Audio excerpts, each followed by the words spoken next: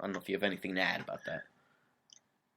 Yeah, basically, it really just a lot of NBA players don't exactly play defense. We see that Kevin Love. guys. James Harden. Kevin Love goes for rebounds at least. Yeah, that's true. But James Harden just doesn't even try. Guys take plays off. I can see where Ronald's going with this. I mean, I think he has played defense. He's definitely played defense, not like just standing on the court. But I think I read the whole thing. And he was just basically saying how the West is pretty much. He was saying the West is so much tougher than the East that you really have to go 100% every night if you want to make playoffs. I mean, obviously, I'm guessing he didn't exactly say that. But it was his assumption. It was pretty much what he was saying. He was just saying the West is tougher than the East. Yeah. He basically just says what people have been trying to say for a long time, that the NBA really doesn't have a lot of defense until you get to the playoffs. So with Rajon Rondo, it's also for hard one, rehabbing. I mean, it's for also one, hard coming off. Yeah. It's also hard to play defense in the NBA, though.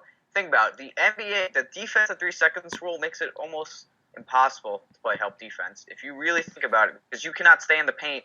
If you have a guy, if you're on the weak side and your guy's in the opposite corner, you can't. And usually what you would do is you play help in the paint, but you can't because it would be defense at 3 seconds if you stay in there too long. Which is why there's so much more scoring and it's hard to play defense. So I think you can't say that. The NBA makes it tough Yes, to have, but saying he doesn't really give the effort is something that fans effort. Yeah, effort is different than. Okay, fair enough. But I'm just saying, in general, for all NBA players, not just Rajon Rondo. Yeah, and obviously the Boston media is going to blow this way out of proportion. But I saw they did a pretty good job, Boston. I was looking at the TD Garden. They gave, I think, a little video for Rondo. Everyone gave him a standing ovation. They gave him a standing ovation. The whole 9 yards.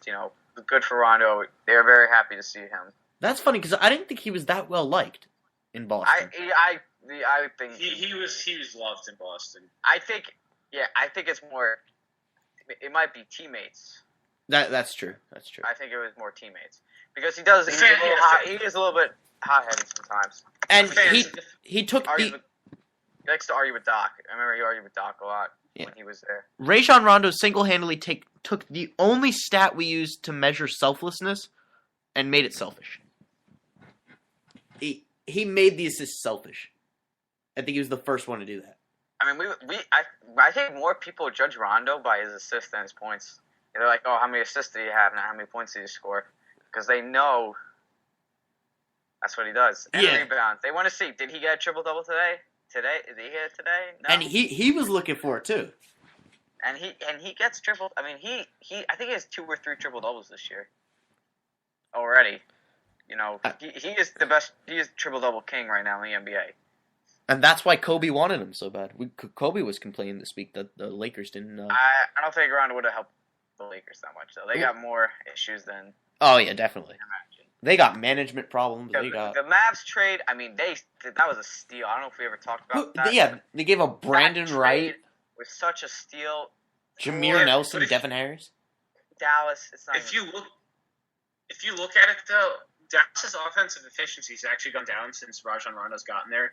Part of that is due to the fact that Brandon Wright provided such a high field goal percentage off the bench for them. Doesn't he lead the league in field goal percentage? Or he's up yes, there? He does. And believe it or not, even with Rondo, who's such a great passer, the offensive efficiency of Dallas has actually gone down from that Rondo trade. Rondo, at least Jameer Nelson would score a little bit, come off the bench. Rondo, what he's doing right now in Boston is a rare sighting. Because Rondo... Yeah, that's true. Scoring usually at most 12, 14, maybe 12 points, maybe. I mean, I saw one time, I forget who he was playing, but this year he had 2 points. I think it was like 16 assists and like 12 rebounds or something, saying like that. Yeah. Like, you just know Rondo's just not going to score it, which is why the offensive efficiency is going down. But I think it's still helping the team though. But if you think about it, when they did get Rondo, while it may have helped their starting lineup some, it really leaves their bench absolutely. But their bench is because they did give up Brandon Wright, they gave up Jameer Nelson, who was the starter but would have been great off the bench, and Jay Crowder, who didn't exactly play the most, but And It would have been a good big man to replace Jay Wright. I mean, Brandon Wright. Sorry, not Jay Wright. Jay Wright, Villanova. My bad. But yeah, I see where you're going there because they really don't have a lot of big men. I mean, DeJuan Blair's the only one I can. I mean, he averages 11 points per game his whole career. Yeah, so you know you're not going to get the scoring. But like you said, CB, which actually could have hurt them in the playoffs. Come in playoffs, not having a bench might hurt them. I mean, if you look at these names, their bench, Devin Harris is serviceable bench player. I want to know the front court, back of front court. They have Charlie Villanova as power forward. They have Craig Smith as a power forward. And they have Al Farouk Aminu and Richard Jefferson, who is surprisingly still in the league. If you look at that, how old is Richard Jefferson? He's got to be like qualified for Medicare. He's pretty old. And look at even Charlie Villanueva. Actually, I saw this. You know, Charlie Villanueva has never been to the playoffs. Are you serious? Well, he's played for the Bucks for so long in the Pistons. Played for the Bucks. Played for the Pistons. He played some really. Believe it or not, Richard Jefferson is only 34 years old. You're joking. He's been along much longer than that. Did he go to college? I mean, was he a one and done? Hold on. He's been in the league for 13 years. So I mean, like it looked like he was a veteran. Like it looked like he was going to retire like 4 years ago, and even when he was on like Utah. That doesn't make any sense. I can't believe he's only 34. But wow. The biggest point for Rajon Rondo, the biggest takeaway I had from this trade, Dirk Nowitzki is now the lowest paid player in the Mavs starting five. Can you believe that? But that's also partially because he took a huge pay cut this offseason. He deservedly should be the highest paid player on that team. I mean, he's better based on what he's done in his career and the fact that he's still probably the best player on the team. He's going to be a Hall of Famer. Yeah, he's surefire Hall of Famer. Monte Ellis is creeping up on that though. Because he's scoring all. Yeah, but Monte Ellis is not nearly as good as Dirk Nowitzki. I mean, yeah, you're right. Monte's just a scorer, pretty much. He's just a scorer. He's quite selfish. Defines the shooting guard position pretty well. Oh, and look at this. Career high for Rajon Rondo, 35 points. Point-wise? Well, I mean, okay. That makes sense. He definitely explode. He's going to have to go off one day. I believe that was in a playoff game, too. No. His career high in the playoffs was like 44 or something, but I was just trying to make a point. Was that against the Sixers? I want to say. No, it was against the Pistons, February 2012. The Pistons were in the playoffs. Oh no! The game was against the Heat in the playoffs. Okay. It was game 2. Okay. All right. Gotcha. So enough Rondo. He's already hogging the spotlight. We're gonna move on to our Garden State Sharks. So we finished up the regular season. Snowball tried so desperately to pass me up in first place. Just couldn't do it. He utterly failed. He came in last for the regular season. He came in last place, 3 out of 3. He went 43-47. Pretty disappointing year. But there is still hope. We are going to count total playoffs and everything, so Snowball still has a shot. Now, CB in second place. I'm going to actually go. Mathematically, he might have a shot. Yeah, he mathematically has a shot.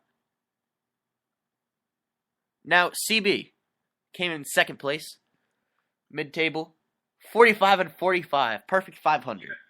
You know what? Here's the deal. For calling, I mean, for the fact that you don't get to choose which games you're calling, 45-45 is certainly respectable. And for the fact that I believe I was at one point 12 games under 500, I am certainly going to take 45-45 where I am right now. CB is so good at finishing 500, he should play for the Cowboys. Nothing. I could do that. I mean, I would certainly have no problem taking that money. I would probably, but that's beside the point right now, right? All right. That was a low blow. But your regular season champion. I'm not allowed to give a low blow to myself. Okay. And your regular season champion, of course, myself, 56-34. I crushed these guys. But I'll give him a shot in the playoffs. So give us a shot. I came up with the scoring. yeah, CB did come up with the scoring. We'll get to that a little bit later. But just to sum it up for last week, the Bills +5 at the Pats. The Bills ended up winning 17-9. And Kyle Orton finishing a phenomenal career. As we all know, he is the greatest quarterback to ever play the game. Like, He's like Brett Favre, only better. Kyle Orton. Did you see what he did after the game? I actually didn't. On Monday. So he got in the facility early and packed everything up and left. So by the time the press came, they were trying to find him, and he was gone. He retired and just disappeared. I saw a picture of Kyle Orton interviewing this year. He looked terrible. He looked like 50 years old. I don't think he's that. He's not like he. I think he started playing like 06 maybe. I think he's late 30s. He's not like a dinosaur, and he wasn't terrible this year. Kyle Orton's 32. If that makes you feel any He's worse. 32. He's retired twice, and he's only 32. So he's like a year or two younger than Eli. That's Big Ben. how is he? Younger? He's a year younger than Big Ben. He's 32 years old. And he's retired twice already. He retired another time? Oh, yeah, okay. He retired like 2 years ago. Or last year. Before he went to Dallas or after? Yeah, before. Okay. Or no, No, after. actually. No, he came out of retirement this year. Oh, okay. Yeah, maybe his body just can't take it anymore. So anyway, a great way to finish the career for Kyle Orton. These two picked the Patriots. I don't know what you guys were thinking, because the Bills... I was kind of forgetting about the fact that the Patriots don't play anyone week 17 when I made these Yeah, picks. but we forgot Belichick's. I was still thinking week 17, 07, when the Patriots were going for their 16th win against Giants, and Don't make played excuses. anyone. I just wasn't thinking. I didn't even actually get to watch the game, because again, my work schedule is just terrible. But how much did Garoppolo actually play? I don't know. Did he start? I didn't see a single second in that game.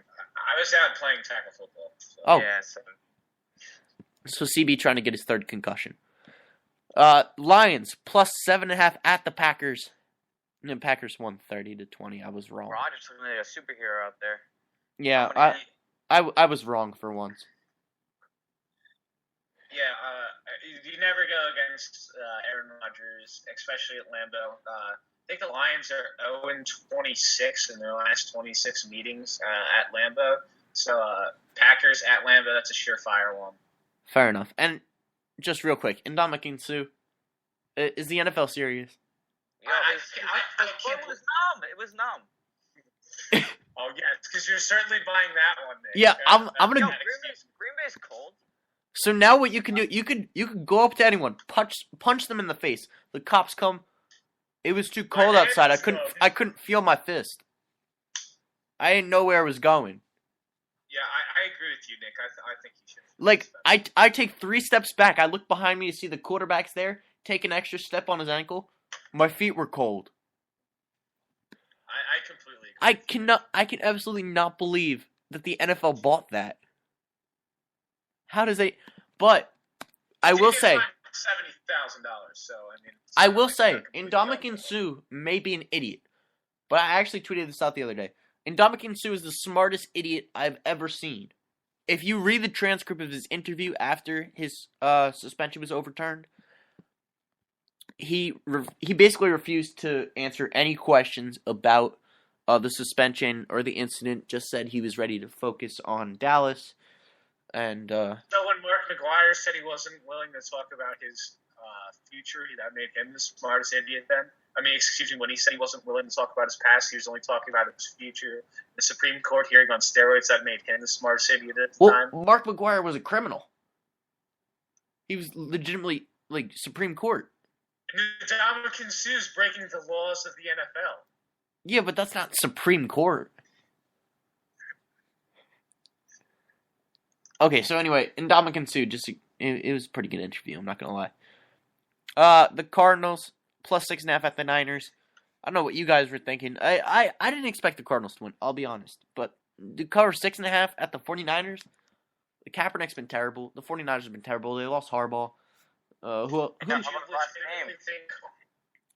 I knew Harbaugh was going to win his last game. Ryan Lindley's terrible. I'm surprised this game was that close. I'm